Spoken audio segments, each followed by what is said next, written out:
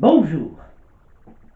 On pense tout connaître du troisième président de la Ve République, Valéry Giscard d'Estaing, qui nous a quittés le 2 décembre 2020 à l'âge de 94 ans et dont on célèbre l'anniversaire de la naissance le 2 février 2021 au Parlement européen de Strasbourg, car il était un Européen convaincu. On sait que, par les hasards de la vie familiale, il naquit à Koblenz, en Allemagne, alors occupée par les forces françaises. Et sa mère disait déjà « Cet enfant n'est pas comme les autres, il ne tète pas comme les autres ».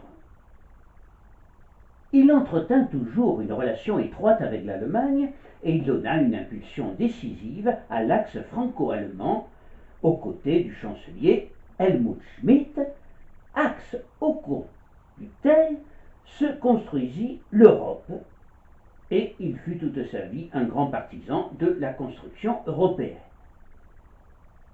Le but ultime qu'il poursuivit à la fin des années 1990 était de devenir président de l'Europe.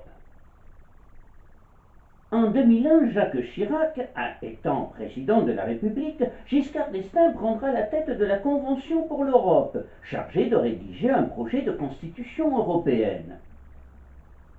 Il dira au sujet de ce projet « C'est un texte facilement lisible, limpide et assez joliment écrit. Je l'ai dit d'autant plus aisément que c'est moi qui l'ai rédigé. » Cette constitution pour l'Europe sera rejetée par référendum avec 55% de non en mai 2005.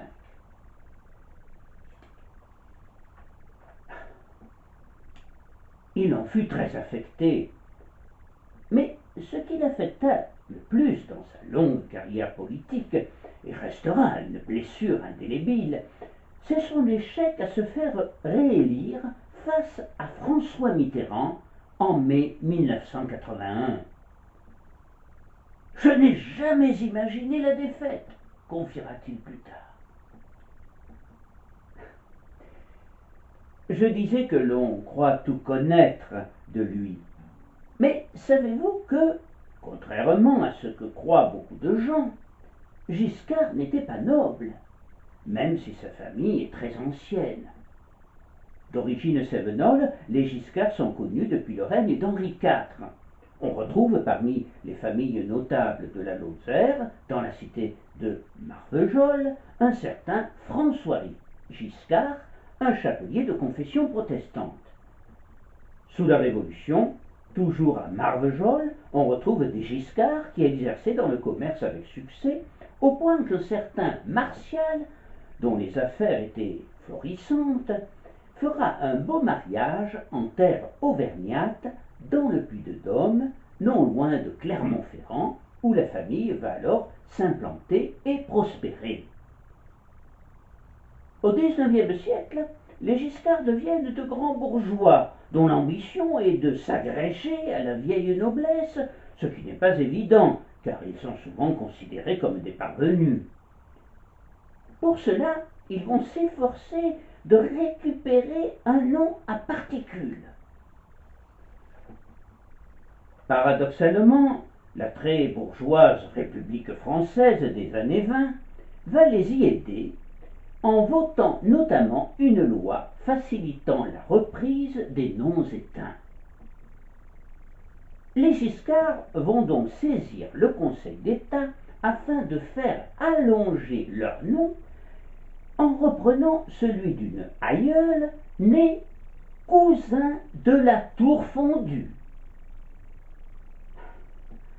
Feu notre président a donc bien failli s'appeler Giscard de la Tour Fondue, ce qui peut-être aurait été un nom plus difficile à mettre dans les urnes. Fort heureusement pour lui, le Conseil d'État essuya un refus. Il avait finalement échappé belle. Mais les Giscards étaient de nature opiniâtre, et ils revinrent à la charge avec le plus flatteur d'Estaing, nom de la mère de cet cousin de la Tour Fondue, Lucie Madeleine d'Estaing, 1769-1844, dernière représentante d'un rameau cadet et apparemment bâtard de la maison de ce nom. Estaing est un nom de lieu assez fréquent, qui désignait à l'origine une mare stagnante, un estant, notre moderne étang. Ce rajout d'Estaing fut accordé en 1922 à un oncle de Valérie qui était officier, puis à ses deux neveux, Edmond, le père de Valérie, et René. Il faut dire que René avait épousé la petite-fille du président de la République, Sadi Carnot, et qu'il siégeait au Conseil d'État. Bien évidemment, il fit en sorte que le Conseil d'État accepte ce rajout au nom de Giscard. Chacun sait qu'en 2005, Valéry Giscard d'Estaing racheta, avec son frère Olivier, le château d'Estaing, dans le département de l'Aveyron, qu'il ouvrit à la visite.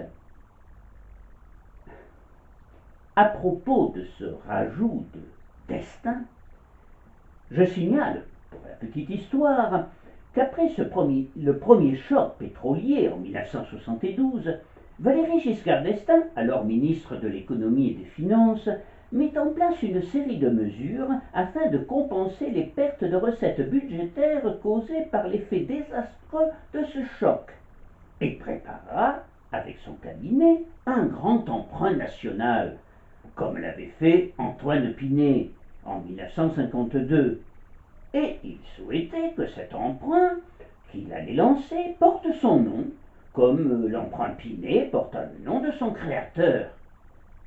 Il proposa au général de Gaulle, qui lui aurait fait répondre: Effectivement, c'est un beau nom d'emprunt.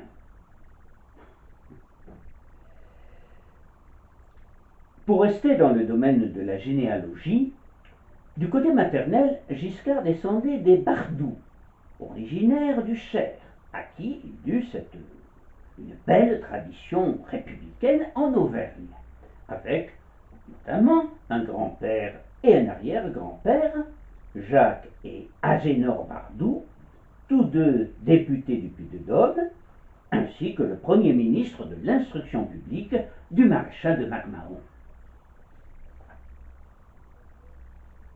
Enfin, savez-vous que VGE, comme on le désignait communément, était un cousin au 22e degré de son principal adversaire politique, celui qui n'avait pas le monopole du cœur, François Mitterrand.